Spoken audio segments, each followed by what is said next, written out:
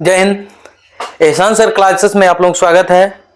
आज की इस क्लास में हम क्लास 12th की मैथ पढ़ेंगे, जिसमें एक्सरसाइज 7.4 का क्वेश्चन नंबर 9 देखा जाएगा। क्वेश्चन नंबर 9 के बारे में यहाँ पर समझा जाएगा, बढ़िया से आप लोगों को बताया जाएगा।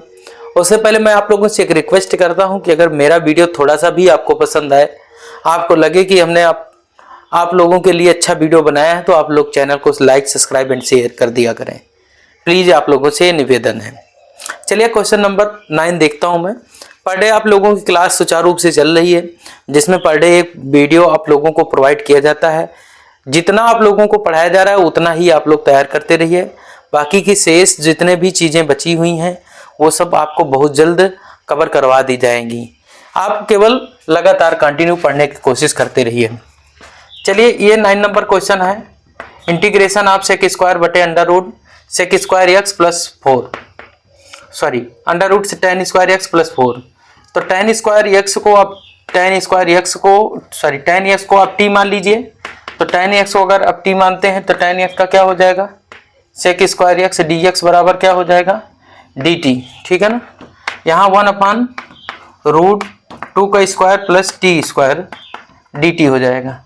इसका समाकलन का फार्मूला होता है log mod t plus under root t square plus 2 का स्क्वायर।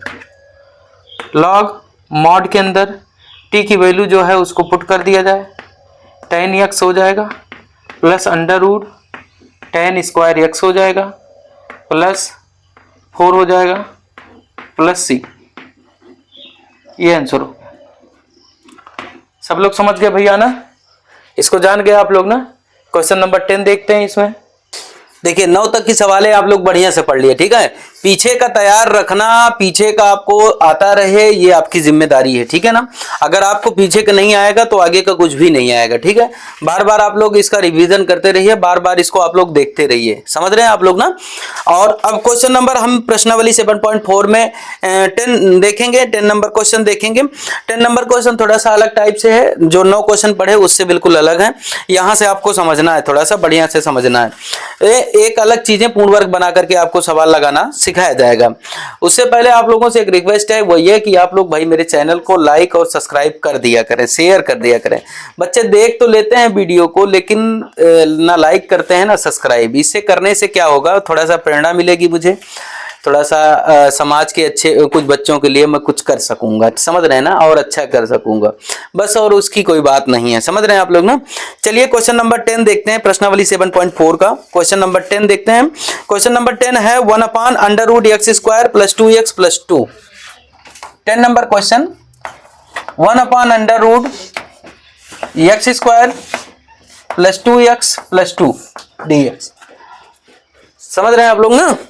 इसमें देखिए क्या करना है हमको, जैसे x² प्लस 2x प्लस 2 है, तो जितने 6 फार्मूले जो लिखवाए आपको, उन सभी फार्मूले में से कोई फार्मूला इसमें लगेगा नहीं। पहले तो इसको उस फार्मूले के फॉर्मेट में चेंज करना होगा, मतलब फार्मूले के रूप में बनाना होगा, ताकि हम फार्मूला यूज कर सकें, लगा सकें उसमें। ठीक है, अभी तो कोई फार्मूला लगेगा नहीं, आप जान ही रहे। ठीक है ना। तो इसके लिए हमको क्या करना पड़ेगा, पूर्ण वर्ग इसको बनाना है। क्या करना भैया, पूर्ण वर्ग। पूर्ण वर्ग बनाने का तरीका मैं आपको बहुत बढ़िया से समझा देता हूं। जैसे x² प्लस 2x प्लस 2 है, पूर्ण वर्ग का मतलब या तो a प्लस बी का होल स्क्वायर बन जाएगा, या तो a माइनस बी का होल स्क्वायर। इसी को कहते हैं पूर्ण वर्ग। पूर्ण वर्ग का और कोई मतलब नहीं है, समझ रहे हैं ना। कंप्लीट स्क्वायर का मतलब होता है, कंप्लीटिंग स्क्वायर का मतलब होता है कि या तो a प्लस बी का होल स्क्वायर के फॉर्मेट में बनेगा, या a प्लस बी के a माइनस बी के होल स्क्वायर के फॉर्मेट में बनेगा। ठीक है, तो यहां पर देखिए उसी तरह से हमको बनाना है। उसके लिए एक नियम बताता हूं, उस नियम को आपको ध्यान में रखना है, जो x के साथ होगा। x² के साथ अगर कोई कोफिशिएंट नहीं है, कोई गुणांक नहीं लगा हुआ, मतलब कोई गिनती नहीं लगी हुई, कोई डिजिट नहीं लगा हुआ है, तो हमको आपको क्या करना है, जो x के साथ होगा वो 2b बराबर मान लेना है। क्या कर लेना है, 2b बराबर मान लेना है। x बराबर, x के साथ क्या है, 2 है, तो 2b बराबर क्या हो जाएगा आपका, 2 हो जाएगा। b बराबर आपका क्या हो जाएगा, 2/2 हो जाएगा। b बराबर आपका क्या हो जाएगा, 1 हो जाएगा। ठीक है ना। और b स्क्वायर बराबर 1 का स्क्वायर, मतलब यही आपको जोड़ना है भैया। 1 का स्क्वायर इसमें जोड़ देना है और 1 का स्क्वायर घटा देना है। समझ रहे हैं ना, समझे नहीं समझे। जैसे x² के साथ कोई गिनती नहीं है, तो 2b बराबर आपको 2 मान लेना है, ठीक है। अगर होगा तो आपको x स्क्वायर के साथ जो भी गिनती होगी उसको कॉमन लेना पड़ेगा, ठीक है। कॉमन लेके आप बाहर निकाल लीजिएगा, बाद में फिर मल्टीप्लाई कर दीजिएगा, चलेगा। लेकिन पहले आपको x स्क्वायर के साथ जो गिनती होगी उसको हटाना पड़ेगा। हटा करके आप 2b स्क्वायर बराबर 2b बराबर आप क्या लिख लेंगे, जो x का गुणांक होगा, x के साथ जो गिनती होगी, जो अचर होगा, ठीक है, उसको लिख लेंगे जो कांस्टेंट होगा। तो 2b बराबर आपका इतना हुआ, b बराबर आपका 2/2 हुआ, b बराबर क्या हो जाएगा 1, 1 2 से 2 कैंसिल हो जाएगा। अब हमको क्या करना है, इसमें b स्क्वायर जोड़ना है और b स्क्वायर घटाना है। मतलब b स्क्वायर का मतलब b की जो वैल्यू होगी, तो b की वैल्यू 1 आई है ना, तो 1 का स्क्वायर हमको जोड़ना है, 1 का स्क्वायर हमको घटाना। जो जोड़ना रहेगा वही घटाना भी रहेगा। तो यहां आपका हो जाएगा x square plus 2x plus 1 का स्क्वायर, इसके बगल जोड़ दिया। ये जो बगल में 2 है इसको बाद में लिख लिया, और माइनस 1 का स्क्वायर 1 ही होता है, इसको 1 का स्क्वायर 1 लिख दिया। कोई दिक्कत है किसी को? नहीं ना। फिर से समझ लीजिए इसको। हमको इस टाइप के क्वेश्चन को पूर्ण वर्ग बना करके लगाना होगा। पूर्ण वर्ग इसलिए बनाऊंगा क्योंकि जो फार्मूले आपको पता है, जो फार्मूले होते हैं जिनसे समाकलन किया जाता है, उस फार्मूले के रूप में ये है नहीं, उस फार्मूले के रूप में नहीं है। तो उसके लिए हमको क्या करना पड़ेगा कि सबसे पहले इसको पूर्ण वर्ग बनाना पड़ेगा। पूर्ण वर्ग बनाने की पहली शर्त यह है कि x स्क्वायर के साथ कोई गिनती नहीं होनी चाहिए। अगर होगी तो क्या करेंगे, हम कॉमन ले लेंगे, ठीक है ना। और कॉमन लेने के पश्चात जो है, जो x के साथ बचेगा उसको 2b बराबर मान लेंगे, ठीक है ना। फिर b की वैल्यू वहां से निकाल लेंगे, b की वैल्यू का स्क्वायर करेंगे, b की वैल्यू का स्क्वायर करके उसी को जोड़ देंगे और उसी को घटा देंगे, पूर्ण वर्ग आपका बनके तैयार हो जाएगा। बात समझिए आप? सब लोग समझ रहे हैं भैया? समझे? कोई दिक्कत तो नहीं किसी को? समझ रहे हैं? चलिए यहां पर देखते हैं 1/√, ये फार्मूला बन गया भाई। देखो a square plus b square plus 2ab का फार्मूला है, मतलब x प्लस 1 का होल स्क्वायर है ये। नहीं समझे? x प्लस 1 का होल स्क्वायर होता है x स्क्वायर प्लस, मतलब a square plus 2ab। a के स्थान पे क्या है, इसमें x है, और b के स्थान पे क्या है, 1 है, प्लस b स्क्वायर। देखो x square plus 2x plus 1 आ गया कि नहीं आ गया? कंफर्म हो गया ना आप लोग? ये x प्लस 1 का होल स्क्वायर है कि नहीं है? आ गया ना फार्मूला। अब यहां पर देखिए ये आगे क्या है, इसमें बचा हुआ है जो 2 में से 1 घट जाएगा, 1 हो जाएगा। समझ रहे हैं आप लोग? 1 का स्क्वायर कर लीजिए। नहीं समझ पाए? बोलते रहे भाई, थोड़ा सा समझ रहे हैं आप लोग ना? सब लोग समझ रहे हैं ना?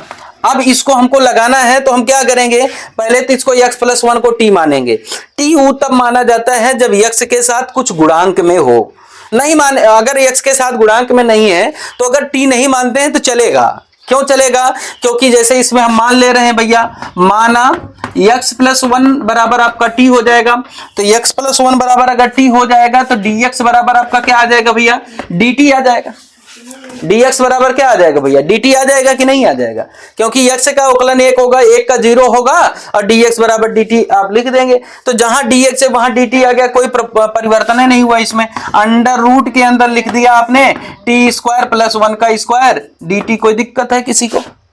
नहीं है ना? समझ रहे हैं आप लोग ना?